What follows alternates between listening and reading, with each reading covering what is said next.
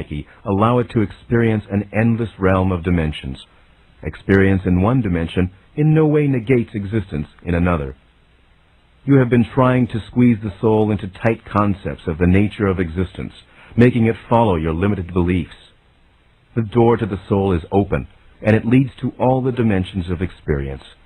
If you think, however, that the self as you know it is the end or summation of yourself, then you also imagine your soul to be a limited entity, bounded by its present ventures in one life alone, to be judged accordingly after death on the performance of a few paltry years. In many ways, this is a cozy concept, though to some it can be quite frightening with its connotations of eternal damnation. It is far too tidy an idea, however, to hint at the rich embellishments that are at the heart of divine creativity. The soul stands both within and without the fabric of physical life as you know it. You are not separated from the animals and the rest of existence by virtue of possessing an eternal inner consciousness. Such a consciousness is present within all living beings and in all forms. I titled this section, A Goodbye and an Introduction. The goodbye is my own, since I am now coming to a close.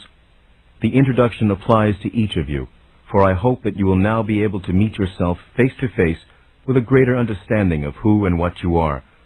I would like, therefore, to introduce you to yourself. You will not find yourself by running from teacher to teacher, from book to book. You will not meet yourself through following any particular specialized method of meditation. Only by looking quietly within the self that you know can your own reality be experienced, with those connections that exist between the present or immediate self and the inner identity that is multidimensional. There must be a willingness, an acquiescence, a desire.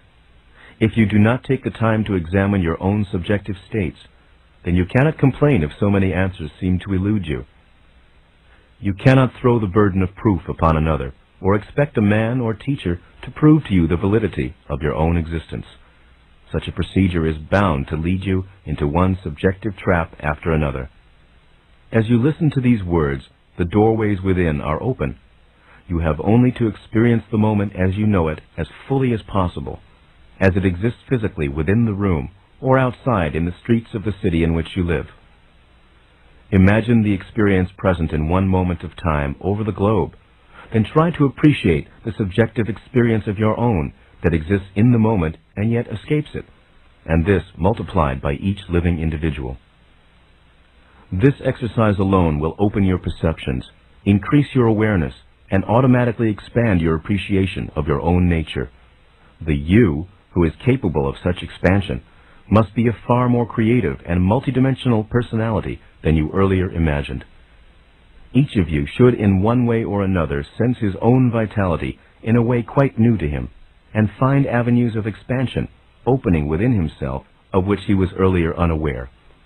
The very nature of these words, the method of their creation and delivery, in themselves should clearly point out the fact that human personality has far more abilities than those usually ascribed to it.